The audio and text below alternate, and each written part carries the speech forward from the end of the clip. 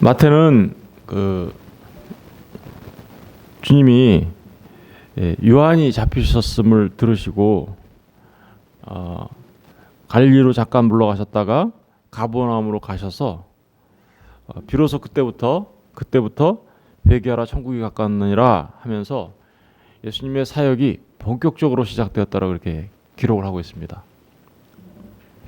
그런데 사실은 예수님의 사역이 이 갈릴리, 즉 다시 말하면 가버나움에 가서 처음으로 본격적으로 시작된 것은 엄밀히 말하면 아닙니다. 엄밀히 말하면 그 전에 이미 예루살렘에 가서도 이미 많은 일들을 하셨어요. 우리 요한복음에 가서 보시면, 요한복음 잠깐 가서 보실까요? 요한복음 1장 29절부터 4장은 예수님께서 예루살렘에 가셔서도 뭔가 일을 하셨음을 이미 기록하고 있어요. 특별히 제자들은 베다니에서 제자들을 이렇게 몇 명을 부르셨고, 또 요한복음 2장 13절 가서 보실래요? 가나에서 혼인잔치 그 사역을 하신 다음에, 그죠? 혼인잔치에서 그 가나에서 물을 포도주로 만든 그런 일들도 하셨고, 그리고 또 예루살렘에 가서는 예루살렘 성전을 청소한 일도 있어요. 2장 13절을 보세요, 그죠? 거기서부터 유대인의 유월절이 가까운지라 예수께서 예루살렘으로 올라가셨더니, 그리고 그 이후에 그 성전 청소 사건이 나오고, 또 예루살렘에서 23절에 보시면요, 유월절에 예수께서 예루살렘에 계시니 많은 사람이 그의 행하시는 표적을 보고 그의 이름을 믿었으나, 그죠? 그들에게 예수는 그의 몸을 그들에게 의탁하지 않았다, 이런 기록들이 있거든요. 그러면 예루살렘에서 주님이 벌써 이미 많은 사역을 하셨죠, 그죠? 그리고 더더구나 니고데모가 또 찾아오죠. 데모에게 그 복음을 전파하시는 일. 그리고 더더구나 예루살렘에서 사마리아를 거쳐서, 사마리아 땅을 거쳐서 가면서 사마리아에 있는 여인을 만나서 복음을 전하신 일, 이런 일들이 이미 있었어요. 그렇죠? 그런데 그러니까 다시 말하면 이런 거죠. 세례 요한으로부터 주님이 세례를 받으셨어요.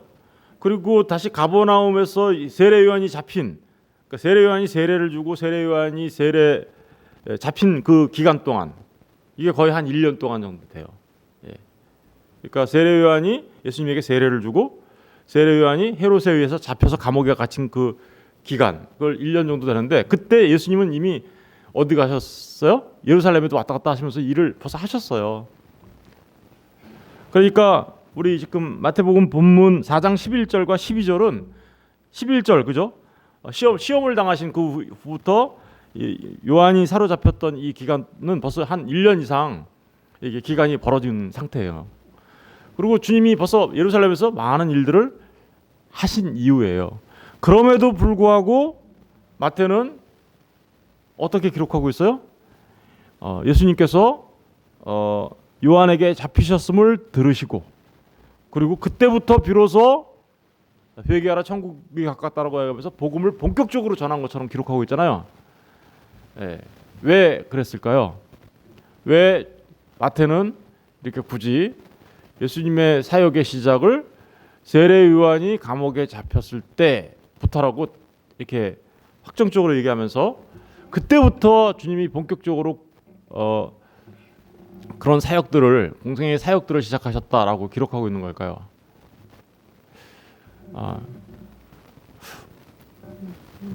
우리 마태복음 11장 잠깐 가서 볼게요. 11장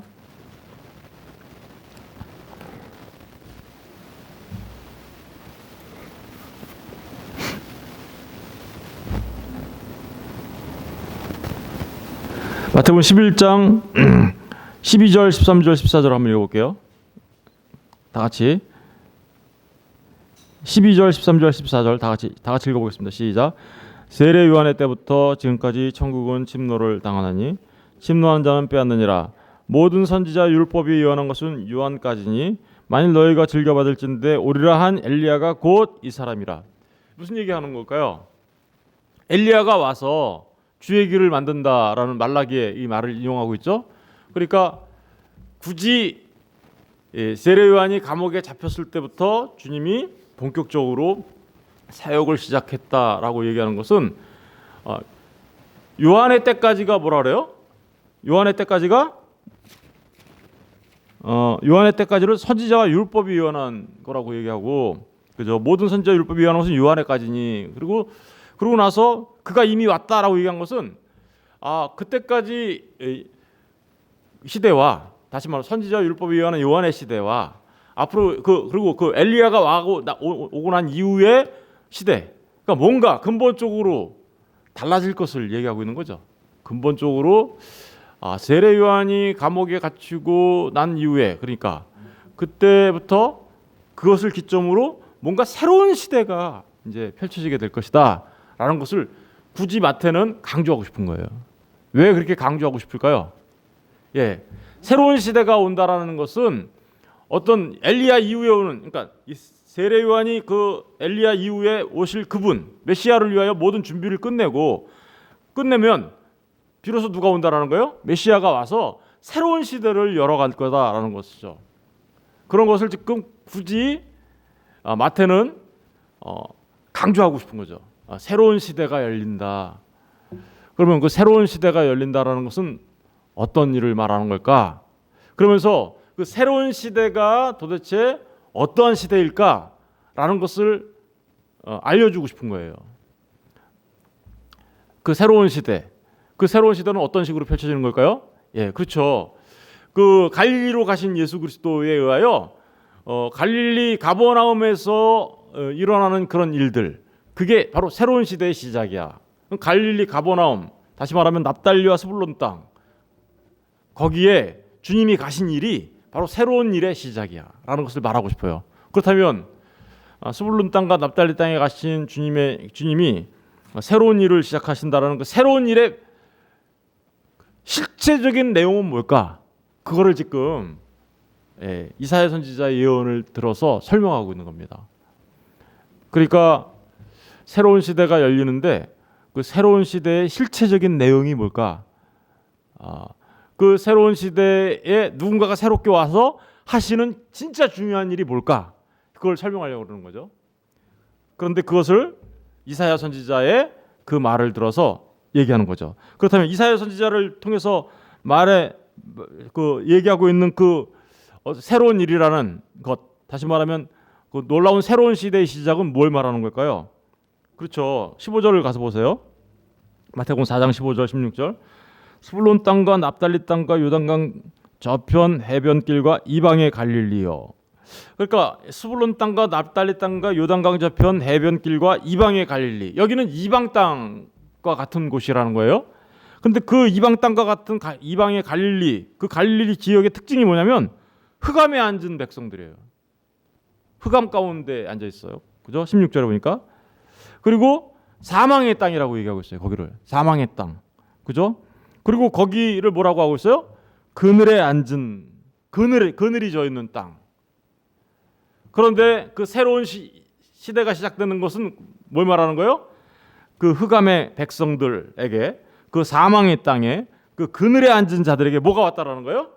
빛이 왔다. 그러니까 이 새로운 시대가 시작된다라는 가장 중요한 의미는 그 사망의 땅, 그늘진 땅, 흑암의 땅에 빛이 왔다라는 거예요. 빛이. 그러면 이게 이사야 선지자가 말했던 그 내용이, 빛이 왔다라는 그 내용이 뭔지를 우리가 알면 우리가 알 수 있겠죠. 그리고 왜 스불론 땅과 납달리 땅을 굳이 흑암, 사망의 땅, 그늘에 앉은 자들이 사는 곳이라고 얘기하고 있을까요? 이걸 역사적으로 우리가 좀 살펴봐야 우리가 좀 정확하게 알 수 있습니다. 이 스불론 땅과 납달리 땅, 이 갈릴리 지역, 여기를 이방의 갈릴리라고 부르는 데는 여러 가지 이유가 있어요. 역사적으로 그 역사에 있었던 사실들을 살펴보면 우리가 왜 거기를 이방의 갈릴리, 흑암, 사망의 땅, 그늘에 앉은 자라고 얘기하는지 알 수 있죠. 먼저 이 땅이 어떤 땅인지, 어떤 역사적인 사실들이 있었는지 우리 한번 살펴보도록 하겠습니다. 먼저 우리 한번 열왕기상 9장 잠깐 가서 보실까요? 열왕기상 9장. 열왕기상 9장을 잠깐 가서 보세요. 529페이지 구약성경.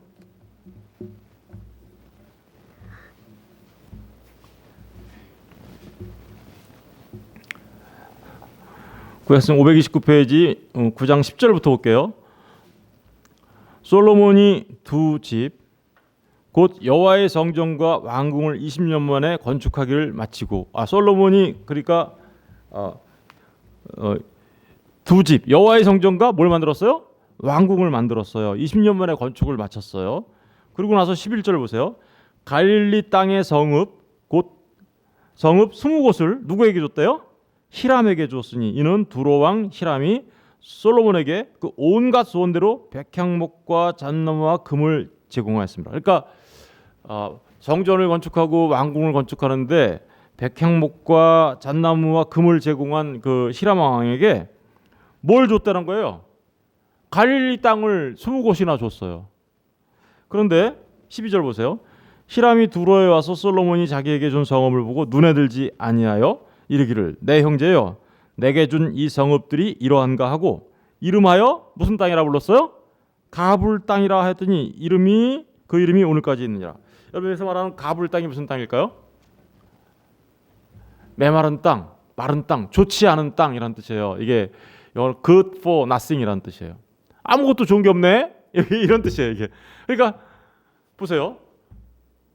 솔로몬 왕이 여기 갈릴리 땅이 이스라엘이죠. 그런데 그 땅을 누구한테 줘요?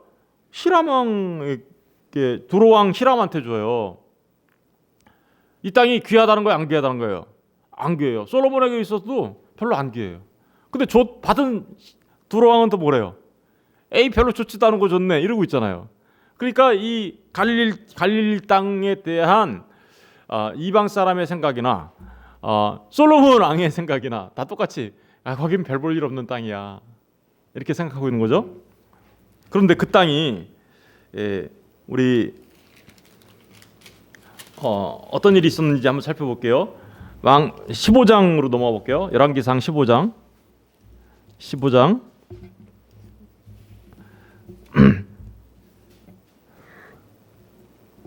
18절부터 볼게요.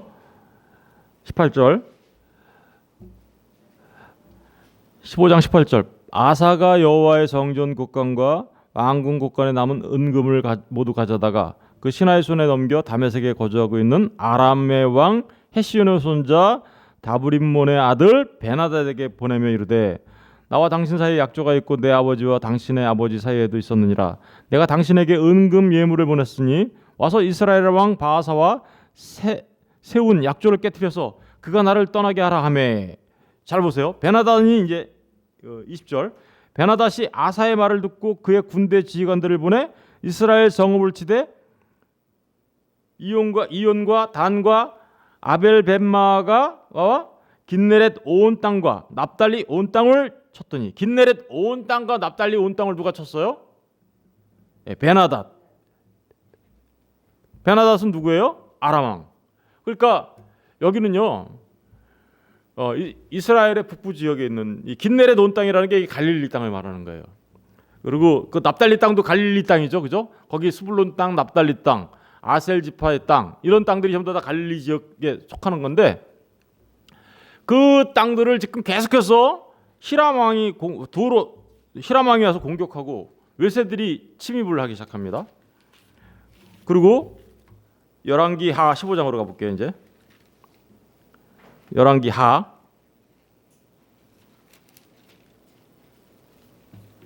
15장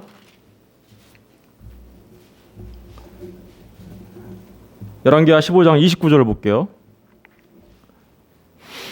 지금 제가 갈릴리 땅이 어떤 역사를 갖고 있는지 지금 살펴보고 있는 겁니다. 29절 다 같이 읽어보겠습니다. 29절 열왕기하 15장 29절 시작. 이스라엘 왕 베가 때에 아수르 왕 디글랏 빌레셀이 와서 이온과 아벨벳 마아가와 야노아와 게데스와 하솔과 길르앗과 갈릴리와 납달리 온 땅을 점령하고 그 백성을 사로잡아 아수르로 어떻게요? 옮겨갔다. 여기 보니까 무슨 얘기가 나와요?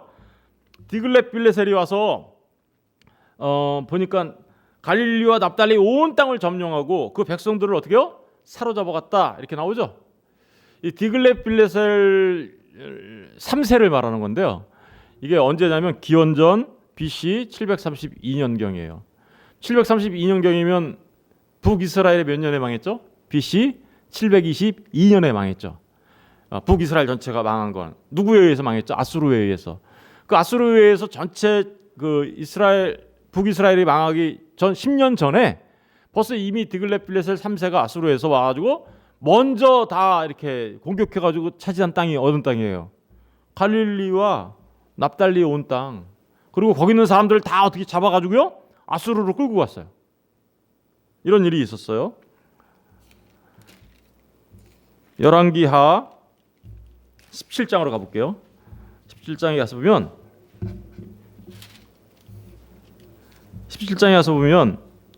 17장 24절 가서 보세요. 이번에는 23절부터 그 위에 이스라엘 백성들이 우상 숭배하고 막 이렇게 하자 23절 여호와께서 그의 종 모든 선지자를 통하여 하신 말씀대로 드디어 이스라엘을 그 앞에서 어떻게요? 내쫓으신지라. 이스라엘이 고향에서 어떻게요? 아수르에 사로잡혀 가서 오늘까지 이르렀으니, 그러니까 아수르에 의해서 이제 멸망하는 걸 말하는 거죠. 24절 아수르 왕이 바벨론과 구다와 아와와 하맛과 스발와임에서 사람을 옮겨다가 사람을 어떻게요? 저 이방 땅에서 바벨론과 구다와 아와와 하맛과 스발와임에서 사람을 옮겨다가 이스라엘 자손을 대신하여 사마리아 여러 성읍에 두매 그들이 사마리아를 차지하고 그 여러 성읍에 거주하니라. 그러니까 이 아수르는요 이런 정책을 썼어요. 아까 그 갈릴리 땅에 있는 사람들 다 잡아가지고 어디로 끌고 왔어요? 아수르로 끌고 왔어요. 그럼 그 땅이 비어 있을 거 아니에요. 그러니까 그 땅을 어떻게요? 다른 나라 사람들이 갖다가 거기다 갖다 살게 만든 거예요. 그러니까 어떤 일이 벌어졌을까요? 이스라엘 땅은 이스라엘 땅인데 이제 거기가 뭐가 타졌어요? 이방 땅처럼 돼버린 거죠. 그죠? 그래서 이방의 갈릴리예요. 거기가 이방의 갈릴리. 그러다 보니까 거기는 어떤 일이 벌어졌을까요? 이제 각종 사람이 뒤죽박죽 섞여요. 이제 이스라엘의 순수한 유대인으로 돼 있는 게 아니라 이방의 사람들과 같이 결혼이 일어나고 문화가 섞이고 막 이렇게 하다 보니까 이제 거기는 하나님만을 섬기는 게 아니라 각종 신들을 섬겨요.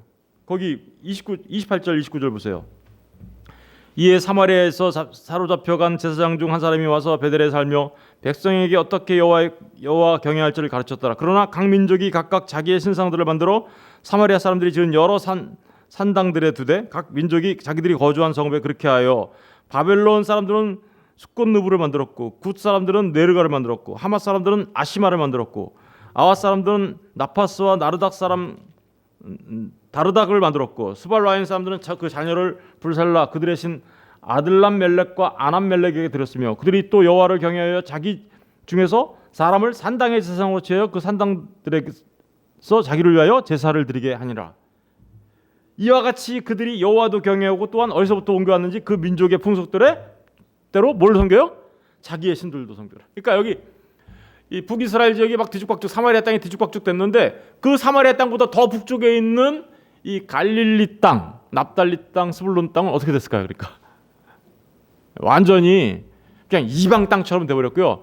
하나님을 섬긴다고 하면서도 지금 어떻게요? 어디서 갖고 왔는지 모르겠는데 각각 자기 민족들의 자기 풍속대로 자기 신을 섬겼다 이렇게 얘기하죠. 그러면 여기가 어떤 땅이에요? 이방의 갈릴리라는 말이 이런 말이라는 것을 이해가 되시죠? 그럼 거기가 무슨 땅이에요? 흑암이라는 거예요. 흑암. 왜요? 왜? 하나님이 없어요. 그래서 뭐예요? 사망의 땅이에요. 그래서 흑암, 사망의 땅. 하나님을 떠났어요. 그죠? 그리고 사망의 그늘에 앉아 있는 사람들. 이라는 말이 바로 이런 의미에서 바로 그 이방의 갈릴리라는 그런 말을 하고 있는 거죠. 그런데 거기에 빛이 비쳤다고 하죠. 예, 그 흑암 땅, 그 사망의 땅, 그 그늘진 땅에 빛이 비쳤다고 얘기하고 있어요. 그 빛이 비쳤다라는 얘기가 그럼 뭘까? 우리 이제 이사야서 9장을 가서 봐야 되는 거예요. 이사야서 9장.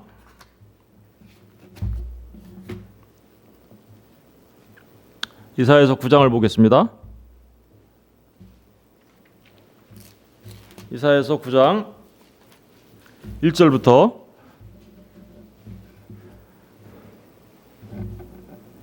9장 1절부터 한번 볼게요. 전에 고통받던 자들에게는 흑암이 없으리로다.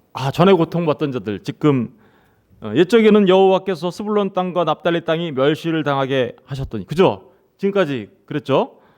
하셨더니 후에는 해변길과 요단 저쪽 이방에 갈 일을 어떻게 해요? 영화롭게 하셨느니라. 영화롭게. 그러니까 빛이 비쳤다는 얘기가 바로 이방에 갈 일을 영화롭게 하셨다라는 거예요.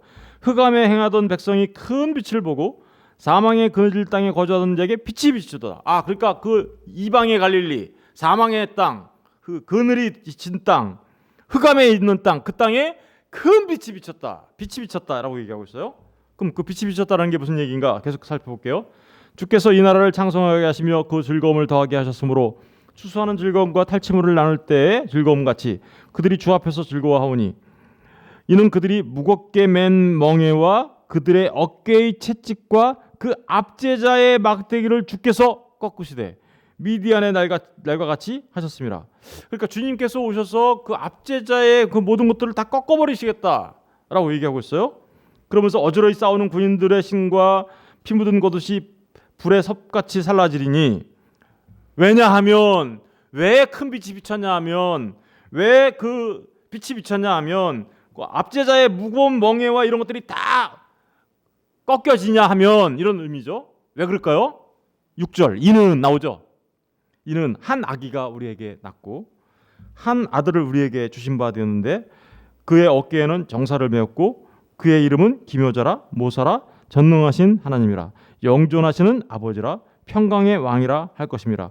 그 정서와 평강의 더함이 무궁하며 또 다윗의 왕자와 그의 나라에 군림하여 그 나라를 굳게 세우고 지금 이후로 영원히 정의와 공의로 그것을 보존하실 것이라 만군의 여호와의 열심히 이루시리라. 여러분, 그러니까 큰 빛이 비추고 빛이 비쳐 그 사망의 땅 흑암의 땅에 큰 빛이 비추고 빛이 비쳤다라는 그게 뭘까요? 사실은 납달리 땅과 이 모든 땅들을 회복할 건데 그 회복하는 그 일은 누가 와서 한다라는 거예요. 한 아기가 태어났고 그리고 어깨에 정사를 맨 그분, 평강의 왕, 전능하신 아버지, 영존하신 아버지, 그죠? 정사와 평강의 덤이 무궁하며 다윗의 왕자와 그의 나라에 군림하여 그 나라를 세우고 지금 이후로 영원히 정의와 공의로 통치하실 그분, 그죠? 그분이 오시면 거기에 큰 빛이 비치는 거야 라고 얘기하는 거죠. 그리고 이 일을 누가 이룬다고요? 만군의 여호와의 열심히 반드시 이룰 거야 라고 얘기하고 있잖아요. 그러니까 여러분, 지금 예수님께서 갈릴리로 가셨어요. 그럼 그분이 누구라는 거예요? 평강의 왕이요? 전능하신 하나님이요? 영존하신 아버지요? 그리고 다윗의 왕자와 그의 나라를 굳게 세우고 군림하실 왕이시요? 이런 거죠. 그래서 그분이 오셔서 그 모든 것들을 회복시키고 그렇게 하시겠다라는 것을 이미 이사야 선지자가 얘기하고 있는데, 마태는 갈릴리 그 이방의 갈릴리 땅에 주님이 가신 것을 바로 이 말씀이 성취되어진 것으로 이야기하면서 뭐라고 얘기하고 있어요? 큰 빛이 비쳤다, 빛이 비쳤어라고 얘기하고 있는 거죠. 그런데 아까 우리 제일 처음에 생각해본 말처럼 그 일이 무슨 일이에요? 새로운 일이라는 거예요, 그죠? 새로운 일. 요한이 갇히고 새로운 일이 시작됐다라는 거잖아요. 그 새로운 일. 그리고 그 새로운 일은 그 사망의 땅, 흑암의 땅, 어두움 땅에 빛이 비친 거죠. 예수님이 오셨다라는 거예요. 우리의 왕, 평강의 왕이. 여러분, 이 얘기가 무슨 얘기 같아요? 그 새로운 일이라는 게 어떤 일인지를 정확하게 우리에게 말해주고 있는 거죠. 그분이 오셔서 이 평강의 왕으로 이렇게 나라를 회복하시겠다라는 그런 말들은 사실은 뭘 말하는 거냐면, 창세기에 가서 보시면 혼돈과 공허 속에 하나님이 말씀하시니 뭐가 비쳤어요? 빛이 비쳤다. 그 얘기하고 똑같은 얘기를 하는 거예요, 지금. 혼돈과 공허 속에 있었던 우주 만물이, 그죠? 혼돈과 공허가 흑암 속에 갇혀 있었잖아요. 하나님의 신은 수면 위에 운행하고 있었잖아요. 그런데 그때 하나님께서 말씀하시죠. 빛이 있으라. 그랬더니 빛이 비춰지죠. 그 일, 이방의 갈릴리 그 흑암 속에 있었던, 그리고 그늘 속에 있었던, 그 사망에 갇혀 있었던 그곳에 빛이 있으라 한 얘기는 바로 마치 천지창조가 일어나는 일과 같은 새로운 일이 이제 요한이 사로잡혔던 그때부터 이제 시작되는 거야. 다시 말하면 새로운 창조가 시작되는 겁니다 라고 하는 것을 말하고 있는 거죠. 주님이요, 이 땅에 뭘로 오셨어요? 그래서 빛으로 오셨잖아요. 참 빛이 오셨다고 얘기하잖아요. 그죠? 태초에 그 창조하셨던 하나님의 말씀 되신 그분이 요한복음에 가서 보시면 그 참 빛이 빛 되신 그분, 온 우주 만물을 만드셨던 그분이 이 땅에 오셨다라고 얘기하죠. 바로 그 얘기를 지금 하고 있는 거죠. 그런데 이 스불론과 납달리 땅, 다시 말하면 이방의 갈릴리, 그 흑암의 땅, 사망의 땅, 그늘진 땅, 그곳에 빛이 비쳤다는 얘기는 그 천지창조와 같은 일이 이제 주님을 통하여 일어나겠다라는 것을 말하는 것임과 동시에 우리에게 그 일이 그대로 일어난다는 걸 말하는 거예요. 왜요? 우리가 스불론 땅이고 우리가 납달리 땅이었거든요. 우리가 이방의 갈릴리와 같았던 땅이었거든요. 저와 여러분이 전부 다 그랬다라는 거예요. 왜요? 우리가 흑암에 사로잡혀 있었죠. 우리가 사망의 그늘에 앉아 있었죠. 우리의 죄 때문에. 그죠? 사망의 그늘에 앉아 있었던 자들이잖아요. 그리고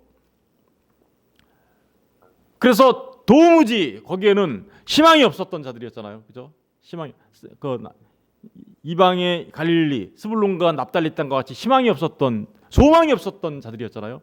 그런데 우리에게도 그분이 찾아오시죠. 그죠? 갈릴리 그 가버나움의 그 위로의 마을에 빛이 비친 것처럼 우리에게 찾아오시죠. 우리에게 어떻게 찾아오십니까? 우리에게도 빛을 비춰주시는 거죠. 네. 우리 고린도후서 4장 가서 볼게요. 고린도후서 4장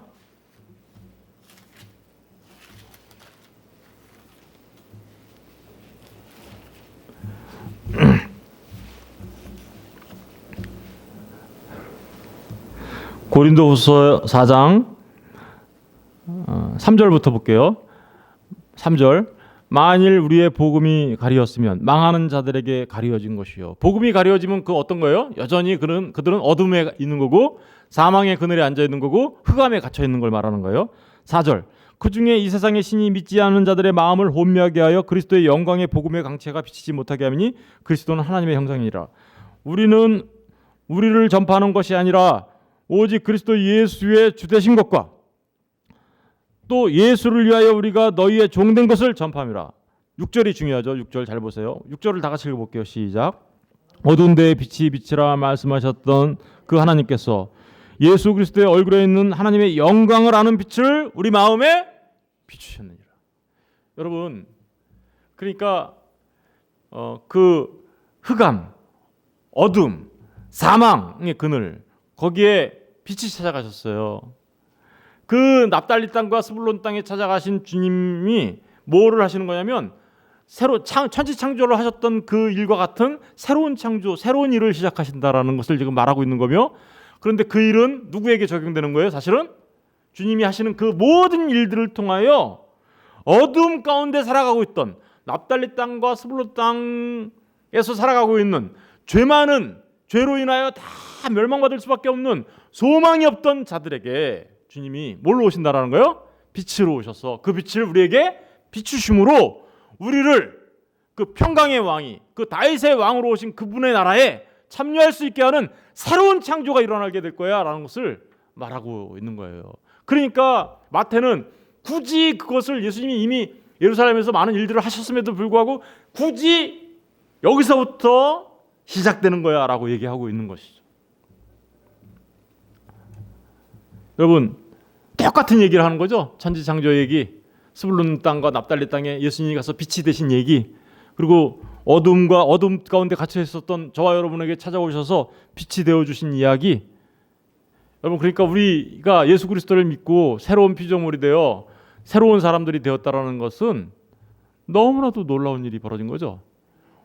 우리가 스불론 땅과 납달리 땅처럼 마귀와 사탄에 의하여, 죄에 의하여 그렇게 침탈당하고 아무것도 아닌 존재들, 나싱인 존재들이 됐단 말이에요. 그런데 그 나싱이었던 존재들 가운데 빛 대신 주님이 오셔서 우리에게 빛을 비춰주심으로 인하여 하나님의 영광을 아는 하나님의 사람들로 세워주셨다. 그러니까 주님이 가버나움에 가셨다, 빛을 비추셨다, 이런 얘기들은 곧 이스라엘의 그 일부분의 역사를 말하는 것 같지만 사실은 예수 그리스도를 통하여 새롭게 회복되어질, 흑암 속에 갇혔던 우리들, 사망의 그늘에 앉았던 우리들을 회복시켜서 빛 가운데로 나오게 하시겠다라는 그런 놀라운 의미가 시작되었어라고 얘기하는 거예요. 그때부터 시작되었어. 여러분, 저와 여러분이 예수를 믿었다라는 게 바로 그런 놀라운 일이 일어난 거예요. 우리 안에. 아까 그러잖아요. 이 세상에 그 어떤 사람들은, 망하는 자들은 어떻대요? 빛이 비추고 싶어도 안 비춰져요. 거기 아까 3, 4절에 나오잖아요. 만일 우리의 복음이 가려웠으면 망하는 자들에게는 가려진 것이라. 그 중에 이 세상의 신이 믿지 아니하는 자들의 마음을 혼미하게 하여 그리스도의 영광의 복음의 광채가 비치지 어떻게요? 못하게 하였다. 그러니까 여러분, 우리가 예수를 믿었다라는 것은 우리 안에 빛이 비쳤다는 얘기예요. 스불론 땅과 납달리 땅과 같았던 우리에게 빛이 찾아오셔서 우리에게 빛을 비춰줬다는 얘기인데, 이것은 정말로 천지창조와 같은 일이 우리 안에 일어나게 된 거라는 것을 말하고 있는 겁니다. 너무나 놀라운 일이 우리에게 일어난 것이죠. 여러분, 우리는요, 이러한 사실들을 안다면 우리는 어떠한 경우에도 하나님 앞에 감사할 수 있는 존재임을 말해주고 있는 거죠. 우리는 어떠한 경우에도 하나님 앞에 영광을 돌리며 살아갈 수밖에 없는 존재인 것을 말해주고 있는 거죠. 우리가 받은 은혜가 얼마나 놀랍고 큰 축복인지 아시겠어요? 그것은요, 마치 천지창조가 일어나는 것 같은 이 은혜예요. 우리 안에 그런 놀라운 축복이 우리에게 일어났다는 사실을 기억하시고 살아가시는 저와 여러분 다 되었으면 좋겠습니다. 기도하겠습니다.